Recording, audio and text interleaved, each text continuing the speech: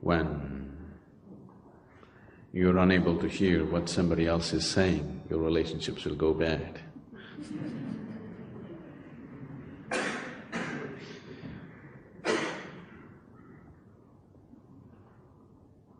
In many ways, the fundamentals of your relationship is you're willing to listen to the other person, isn't it?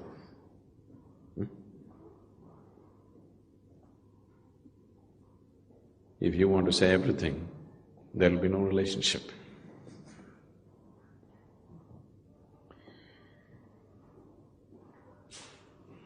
Relationships. For most of you, the way you are right now, the quality of your relationship largely decides the quality of your life. Is it so? The quality of relationships that you hold in your life largely decides the very quality of life that you live. So when it is playing such an important role in your life, I think it needs to be looked at. So what is the basis of a relationship? Why do human beings need a relationship, first of all?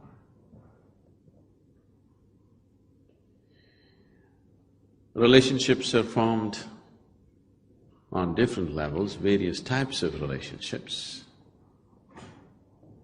to fulfill different types of needs.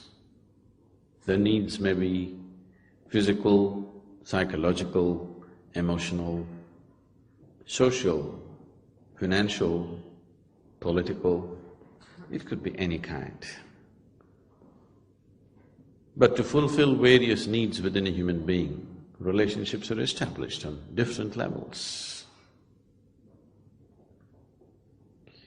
Whatever the nature of the relationship, whatever the type of relationship,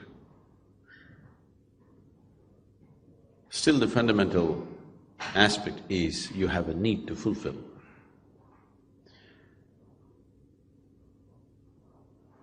No, I have nothing to get, I want to give. Giving is also as much a need as receiving, isn't it? Yes? I have to give something to somebody. This is also as much a need as I have to receive something. So there is a need, whatever kind of need. Needs may be diverse, accordingly relationships could be diverse.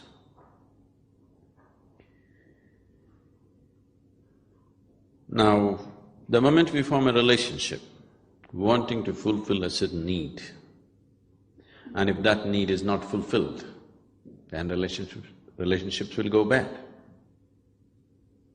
For whatever purpose for which we have formed a relationship, if those needs and those expectations are not fulfilled, relationships will go bad. We may claim many things, but when your expectations are not fulfilled, it does go bad, isn't it? So instead of doing too much wishy-washy about it, it's best to look at it straight and see what is it and how we need to handle it.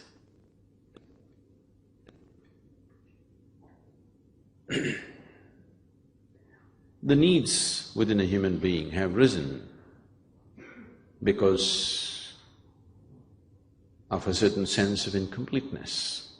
People are forming relationships to experience a certain sense of completeness within themselves. When you have a good relationship with someone dear to you, you feel complete. When you don't have that, you feel incomplete. Why is this so? Because this life, this piece of life, is a complete entity by itself. Why is it feeling incomplete? And why is it trying to fulfill itself by making a partnership with another piece of life? Fundamental reason is that we have not explored this life in its full depth and dimension.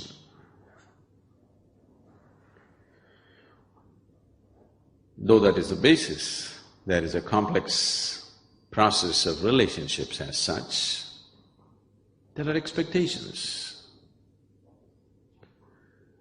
And expectations and expectations and expectations. The expectations that most people are creating are such that there is no human being on the planet who could ever fulfill those expectations. If you, especially this man-woman relationship, the expectations are so much that even if you marry a god or a goddess, they will fail you.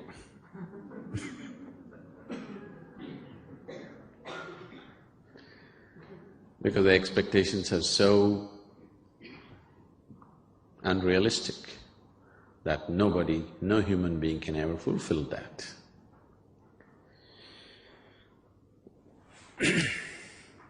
And unable to understand the expectations or the source of expectations. Nobody can fulfill the expectations. But if you understand what is the source of this expectation, you could form a very beautiful partnership. Are you okay? You're getting very serious with relationships. On a certain day, Jack and Jill, now let me use… I'm trying to just culturally change the joke. Jack and Jill were going up the hill.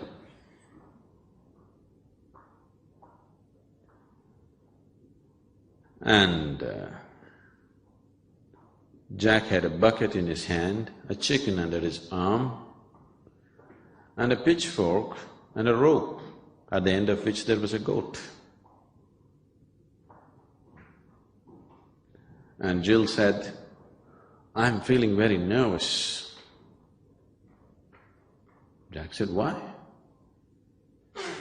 "I'm afraid you may have your way with me. I'm alone with you." He said, "What do you mean? I didn't do anything and my hands are full." So she said, "You may put the pitchfork down, plant it in the earth, tie the goat to it, put the chicken down and put a bucket over it, couldn't you?"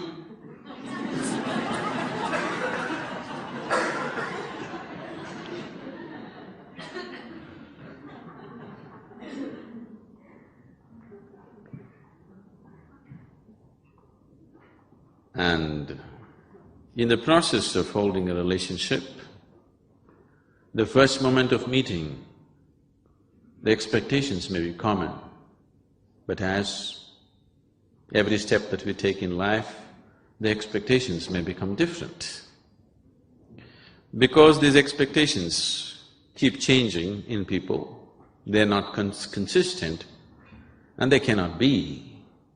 One person may be consistent with the same expectation throughout their life, another person's expectations may be changing because his perception and experience of life is changing.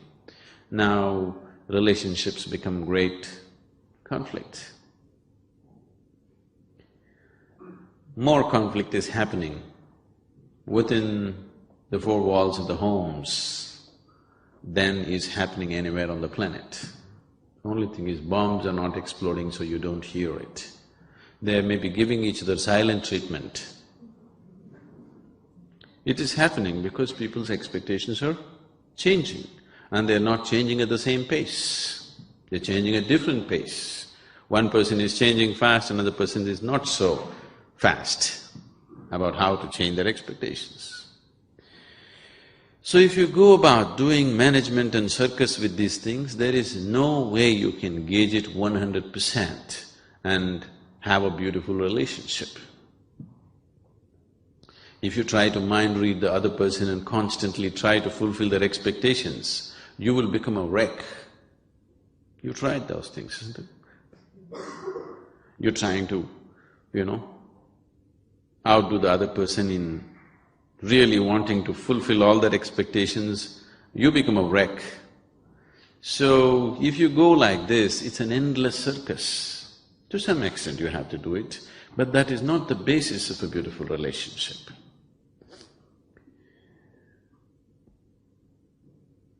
Fundamentally, why have we sought a relationship? Because you find yourself that without a relationship, if you do not have any kind of relationship in your life, then you become depressed. So, fundamentally you're seeking a relationship because you want to be happy, you want to be joyful. Or in other words, you're trying to use the other as a source of your happiness. When you're trying to use the other person as a source of your happiness, what it means is, your happiness is not on self-start. It's like this. Maybe nobody is old enough for this, but here… Let's say you bought a car in 1940s. If you got yourself a car in 40s, along with the car you have to get yourself 2 servants, because morning push start. 50s if you got a car, 1 servant would do because crank start. Now all your automobiles are self-start, isn't it? But your happiness is still on push start, isn't it? Somebody has to push it a little bit, otherwise it won't get started. If you put your happiness on self-start, and now if you're happy by your own nature, now relationships will become a means for you to express your happiness, not to seek happiness. If you're forming relationships to seek happiness and trying to squeeze happiness out of somebody, and that person is trying to squeeze happiness out of you, now this is going to be a painful relationship after some time. Initially it may be okay because something is being fulfilled. But if you have become a joy by yourself and you're forming relationships because you want to express your happiness, nobody's going to complain about you because you're in the process of expressing your joy, not seeking joy from the other person. So if your life becomes an expression of your joy, not in pursuit of happiness, then relationships will be naturally wonderful. You can hold 1,000,000 relationships and still hold them good. Now, this whole circus of trying to fulfill somebody else's expectations does not arise, because if you are an expression of joy, anyway they want to be with you. If you're trying to extract joy from them, then they want to avoid you. Yes? Shifting your life from pursuit of happiness to an expression of joyfulness is what needs to happen if relationships have to really work on all levels. Because they are of many kinds. Your body is right now made in such a way that it's still in a condition where it needs a relationship. Your mind is made in such a way that it still needs a relationship. Your emotions are in such a way that it still needs a relationship. And deeper down, your very energies are made in such a way that you still need a relationship on that level also. If your body goes in search of a relationship, we call this sexuality. If your mind goes in search of relationships, we call this companionship. If your emotion goes in search of relationships, we call this love. If your energies go in search of relationship, we call this yoga. All these efforts are just an effort to become one with something else, isn't it? Yes? Whether it is sexuality or companionship or love or yoga, what you're trying is, you're trying to become one with something else. Because somehow, being who you are right now is not enough. How can you become one with somebody else? Physically you have tried, it looks like you're going to make it, but you fall apart. Mentally you have tried, many times you thought you're really there, but 2 minds are never one, isn't it? Isn't it so? You've known enough life to know that, isn't it? 2 minds are never one, isn't it? No matter what you do with them, no matter how close you think you are, never really one.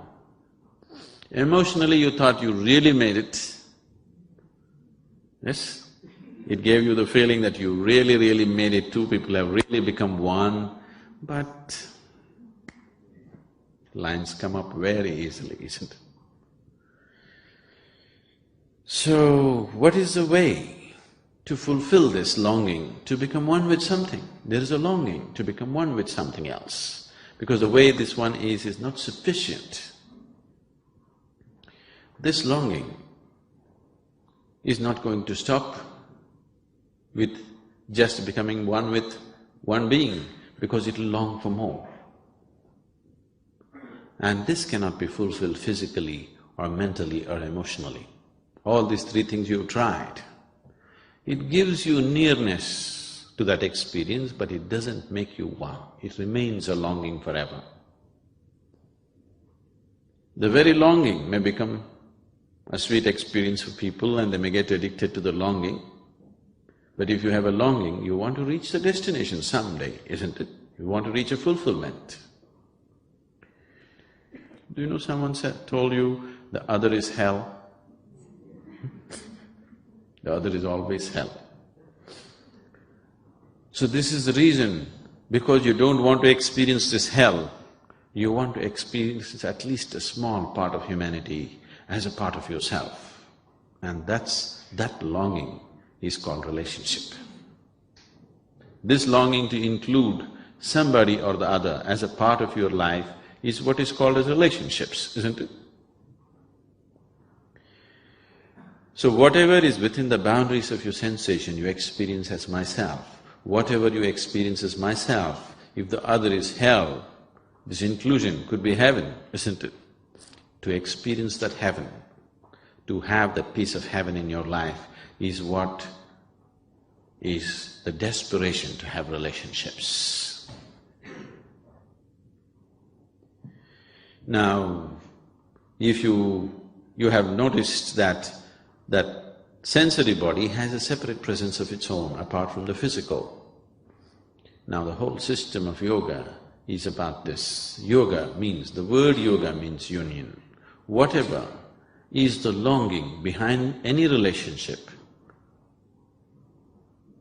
either if you try through the body or through the mind or through the emotion, you will only long, you will never know that oneness. You will know moments of oneness, but it'll never happen. Now, let us say, if you can extend your sensory body to this whole hall and you experience all this life around you as a part of yourself, now the way you exist here is very, very different. Now relationships will only become a way of looking towards the other's need, not about your own, because you have no need of your own anymore. Once there are no compulsions within you and everything that you do becomes conscious, if the compulsiveness to have a relationship is over within you, now you will only act consciously. Now relationships will become a true blessing, no more a longing, no more a struggle. So trying this with your body, with your mind, with your emotion is fine, but it will not get you there. If you can extend these life energies into a larger proportion, simply by keeping your life energies very exuberant, if you keep them highly exuberant, you will see your sensory body will be all over the place. Have you noticed when you're happy, everybody seems to be fine? Yes, you look at people, they all seem to be okay. When you're unhappy, you look at them, nobody in the world seems to be okay. Have you noticed this? Yes. Whenever you see the world has become ugly and not okay, you just have to know you're getting depressed.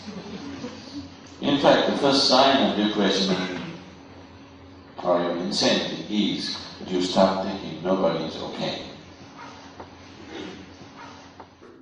When we say relationships, people are trying to create relationships on too much fantasy. It is not rooted in reality. What is in a fantasy state today can be a good one, tomorrow could be a bad trip. It happened one day. A woman was dreaming, and in her dream, a handsome hulk of a man appeared. She became breathless and she asked, "What are you going to do to me?" The man said, "Well, lady, it's your dream, whatever you wish." Where do you find such a man? Only in a dream.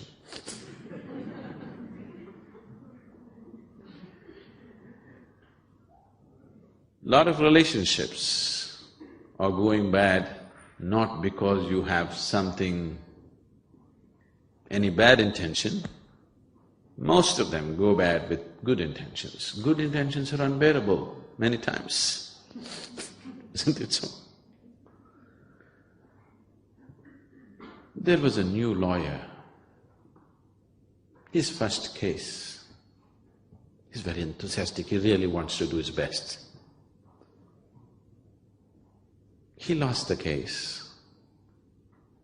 Then he went to meet his client who was in custody. He went and told him, "I have good news and bad news for you. Which do you want first?" The man said, "Okay, give me the bad news first." So the lawyer said, "You have been sentenced to death." Then he asked, "What the hell can be good news after this?" The lawyer said, "I really fought hard and got the voltage reduced for you."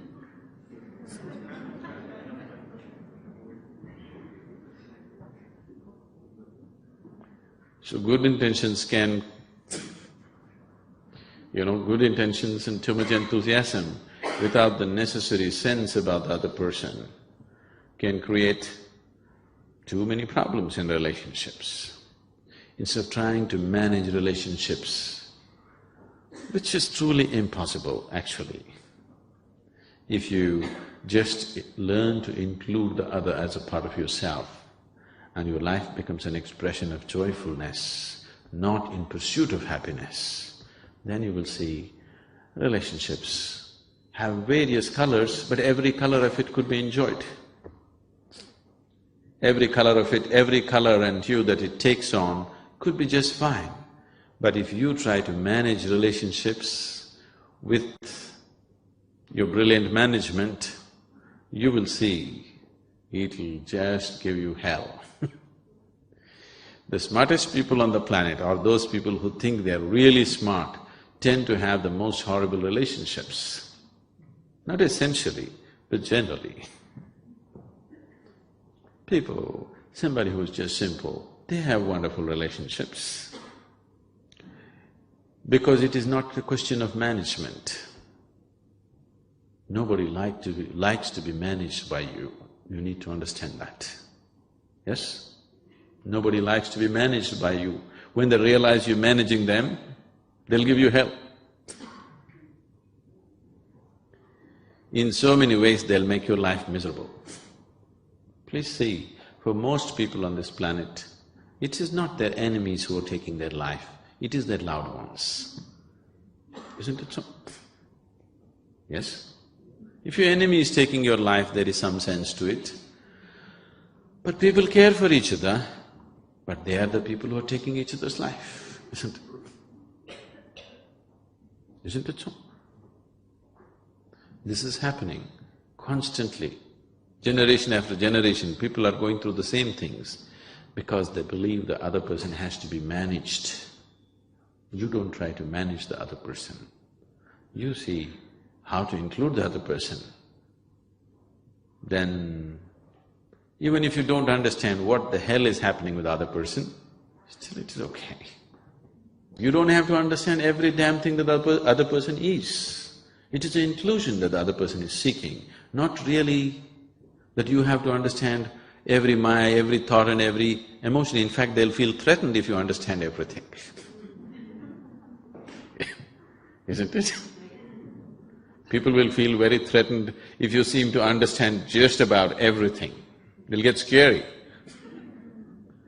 People are not looking for understanding, though they claim they're looking for understanding, what they're looking is for inclusion, isn't it? It is inclusiveness that you're seeking in a relationship. understanding could be very threatening. So, managing relationships is not what needs to be done. You need to understand, first of all, why you need a relationship. Somewhere there is some sense of incompleteness. If you take away this, if you attain to that state within you, which has nothing to do with the other, then you will see every other wants to be with you. Everybody wants to be with you because your need is gone.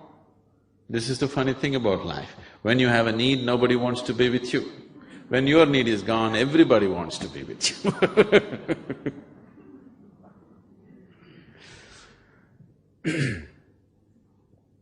It's only when the flower blossoms, the bees will come. If you don't blossom, bees won't come. You're a closed bud and calling the bees, they won't come. If you open up, you don't have to call, they'll anyway come. So, if you want to have wonderful relationships, do not try to manage the relationship. See how to enhance who you are. Who you are on all levels, physically, mentally, emotionally, energy-wise, see how to up this. If you enhance yourself into a very beautiful state, everybody wants to hold a relationship with you. Instead of enhancing this one, you're trying to manage this. No, it doesn't work. So, if human beings have to really have wonderful relationships, first and foremost thing that they need to do is how to take this to its ultimate possible level right now. If you keep yourself in the best possible way, in body, mind and emotion, do people want to be with you? Yes? Do people want to be with you? Definitely, isn't it? Now, you don't keep yourself well in any of these levels and you expect people to be with you, now you become a burden. Now the other is hell. So a human being should always and always and always focus on how to enhance his way of being. Then everything else gets naturally managed. Whether it's your profession or your relationship or whatever else in your life will happen to its best only when who you are is enhanced. If you do not enhance this and try to manage all those things, that is going to be very stressful. It's going to be a very, very stressful life. Relationships probably are causing the maximum amount of stress on this planet. Am I right? It is. And as people get more educated and they think they're more modern, they're having more problems having any kind of relationship with anybody, isn't it? Isn't it so? Education should have widened our horizons of life, but it looks like it has compressed everything in such a way that you can't get along with anybody. Isn't this happening? Isn't this happening worldwide? There was a time, even now in India, in some parts, a family means it is 200, 300 people in one home, one large home, 200, 300 people living together, because family means the main, grandfather, grandmother, uncles, aunts, granduncles, grandaunts, cousins, everybody is one family. As we got little more educated, we thought, these uncles and aunts, damn them. We dropped them. We thought family means husband, wife, children, parents. Then, after a while we thought, my parents are okay, but her parents are… let's drown them somewhere. Then we thought, let's drop both the parents. We thought family means husband, wife, children. Now children are thinking, it is not so. Now it is becoming such that even two people, the couple are not able to live together. Only if they meet once in a while, they're okay. Weekend marriage is all right, through the week, impossible. It's becoming like that because we are becoming more and more exclusive, not inclusive. The whole modern societies are encouraging exclusiveness. Exclusiveness will lead to depression, isn't it? Yes? People are depressed like never before on this planet, do you know this? Never before humanity had known these kind of comforts and conveniences. Never before has humanity enjoyed this kind of food security on the planet, never before. Never before has humanity enjoyed this kind of health security on the planet. But never before humanity has been this depressed because they can't get along with anybody. They become too exclusive. Inclusiveness is a relationship. Exclusiveness naturally leads to depression. Yoga means ultimate inclusiveness. The word yoga literally means union. When I say yoga, don't think that I'm talking about a particular way of knotting your limbs or holding your breath or standing on your head. No. Anything that leads to the union is called yoga, whichever way. So there are… how many ways are there to reach to your ultimate union with life or with everything? You can only work with what you have, isn't it? Is it so? Can you work with something that you do not have? No, that's clear, isn't it? So what is it that you call as myself right now? Your body, your mind, your emotion, your energies may not be in your experience, but you can easily infer and see if this one has to function like this, there is some kind of energy making this happen, right? That much everybody can understand. Right now we may not understand how this microphone works, but because it is amplifying the sound, we can understand there's some kind of energy source behind this, either a battery cell or a powerhouse, but some kind of energy source is behind this. So these are the four realities for you: body, mind, emotion and energy.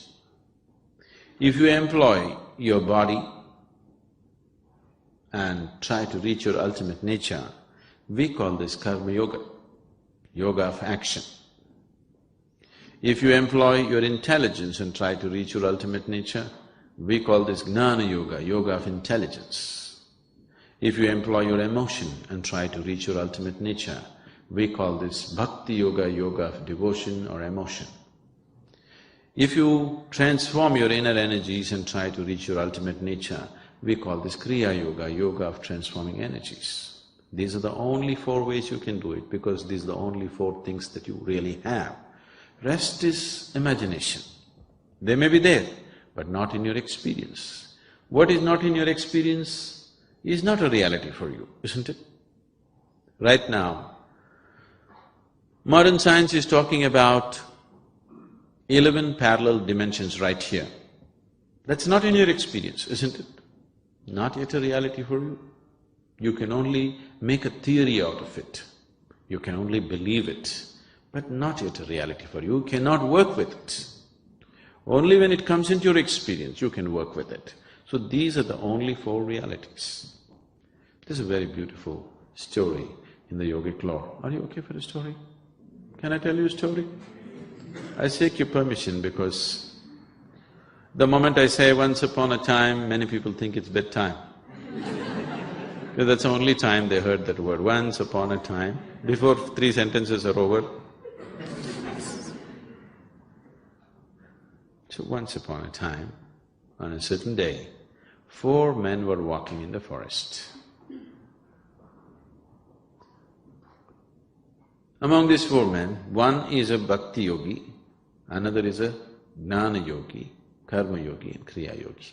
That means yoga of intelligence, yoga of devotion, yoga of action and yoga of transforming energies. These 4 people can never be together. But today they were walking together in the forest. Why I'm saying they can never be together is, somebody who follows the path of the intellect, he of course thinks everybody is dumb, stupid. Especially the devotees who are doing Ram Ram or whatever else, they look utterly stupid for the man of intellect. Isn't it so? Yes? People are bowing down and praying and calling for God. These people look utterly stupid for a man of intellect. So he thinks they're just idiots. But somebody who's on the path of devotion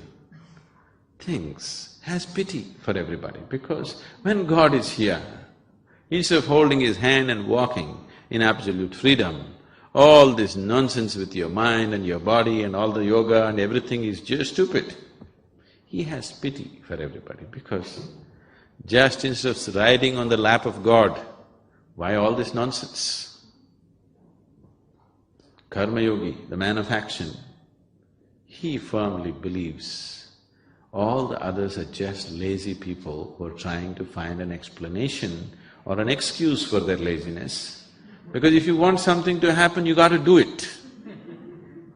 Yes? Because you're lazy, you're unwilling to do, you're finding all kinds of philosophies. He has disdain. A Kriya yogi has absolute disdain for everybody, because after all, the whole existence is energy. If you do not transform your energy, what is going to happen? Nothing. Everything is just empty talk. So these four people cannot be together. But today, they were walking together in the forest and a rainstorm broke loose. And to escape the rain, they started running. Then the bhakti yogi, the man of devotion, said, in this direction there is an ancient temple, we could go and take shelter there, because he knows the geography of temples. So they ran in that direction. After some time, they came to this ancient temple. The walls had collapsed long ago, just the roof and four columns were standing. They went in, and the rain and the storm picked up momentum and started lashing from every direction. To escape this, they went closer and closer to the center. In the center, there was an image of God, and there was no other place to sit because rain was lashing from every direction. To escape this, all the four of them just hugged and huddled around this image of God. Suddenly God appeared. The first question in everybody's mind is, why now? So much yoga we did, so much worship we did, you did not come. Now when we're just trying to escape the rain, why now? Then God said, at last you four idiots got together. I was waiting for this. So if you want to get somewhere, all these four aspects, body, mind, emotion and energy has to function together, only then you get somewhere. With one aspect you don't get anywhere. Every one of you is a combination of these four things, but a different kind of combination, a unique combination. This is also body, mind, emotion and energy. That is also body, mind, emotion and energy. But it's very different because these four things have come together in different ways in every person. So accordingly, the right kind of yoga has to be mixed in the right proportion, otherwise it doesn't work. I give this person one kind of yoga, if I give the same to that person, it will not work because he is a different combination of the same four ingredients. It is because of this, in the yogic traditions, so much stress has been laid about having a live guru because he will mix the right kind of concoction. Unless it is mixed properly, even if it's the best thing, it doesn't work. What is working wonderfully for one person is not working for the other person because it is wrong prescription. Medicine is good, but wrong prescription. So, if these four things are handled properly, only then this one moves ahead. What these four dimensions mean is head, heart, hands and energy. Is there anybody here who's just one big head, no heart at all, no hands at all, no energy? Or one big heart, not the other things? You're a combination of these four things, isn't it? Each one may be a unique combination of these four things. Because each one is a unique combination of these four things, relationships cannot be managed. Relationships can never be managed because each one is a unique combination of these four things. If you handle these four things properly, you can include the other as a part of yourself. In this inclusion, all the differences are okay. Differences add color and dimension to our life. Always the problem with the other person is that he doesn't think like you and feel like you, isn't it? Can you imagine in your house, if there was one more person like you, could you live there? That would be horror, isn't it? Fortunately, nobody else is like you.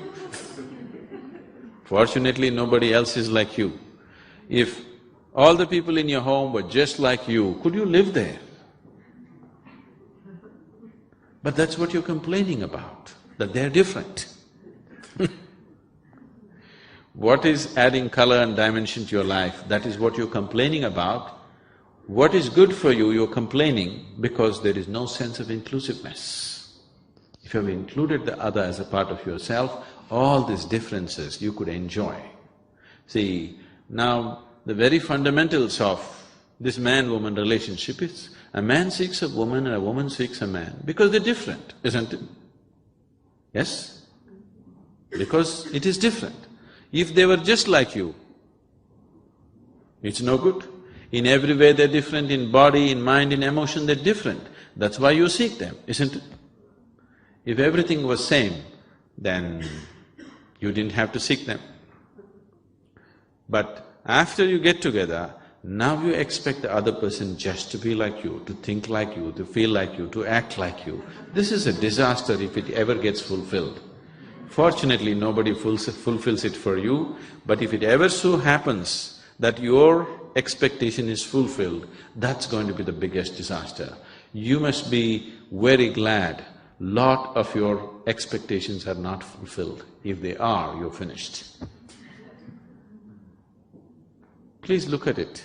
If all your expectations are fulfilled, your life will be a much bigger disaster than it not being fulfilled, isn't it? So relationships are a longing for inclusiveness, and if you approach it as such and include the other as a part of yourself, however they are, whichever way they are, they will be just fine with you. They'll be just wonderful for you. But if there's no inclusiveness, if you stand away and look at them and study them and see how to manage them, then whichever way they are, they're impossible. It's just impossible. You know, we have programs, regular programs going on for the last 16 years in the prisons in South India and also in a few prisons in United States. I have a lot of friends who are in. And about 20% of our time and energies are spent in the prison. And all the South Indian prisons, it's mandatory now that our programs go on regularly. So, people keep asking me, Sadhguru, why are you spending so much time with these criminals? Yes, they have committed all kinds of acts. These are people, if you look at their history sheets, there are murders, rapes and drug addiction and a million other things, every kind of thing that a human being can do and cannot do, that's been done. If you let these people out tomorrow morning, maybe 50% of them, at least 50% of them will repeat the same things. It is so. 50% of them may look for alternative way of living, at least 50% of them will repeat the same thing. This is how they are. But when I'm with them, they're just wonderful guys. They're absolutely lively, exciting and wonderful people. It is just that. If you include somebody as a part of yourself and if you are not seeking anything from them and you're just a joyful presence for them, when they're happy, any human being, when he is happy, he's a wonderful human being, isn't it so? Yes? If you meet any kind of person when he is very happy, he's a wonderful person. But if you meet the same person when he's unhappy, he could be really nasty. You're so too, isn't it? Yes? If somebody meets you when you're happy, you're just great. If somebody meets you when you're unhappy, it's another game, isn't it? So, somebody is becoming ugly or beautiful, not because they're ugly or beautiful, because they are joyful or not joyful. When they're joyful, everybody's beautiful. When they're not joyful, everybody's ugly, isn't it so? Yes? So we are trying to… the problem with us is, we are always… if we are growing a garden, we are trying to focus on the flower and the fruit. It is not the flower and the fruit that you should focus on, it is the root that you need to focus on. If you nurture the root, the flowers will fall on your head anyway, even if you don't look for it. You don't have to sit there and pray for flowers and fruits. If you nurture the root, flowers and fruits will anyway happen. That's so with the garden and that's so with your life. Rather than nurturing the roots, you're constantly seeking the flower and fruit. Flower and fruit will not come if you do not nurture the roots. You can only dream about it. Dream is all yours, but that is also not true. You cannot dream what you want, isn't it so? Please look at the tragedy of life. People cannot even dream what they want. Nightmares come.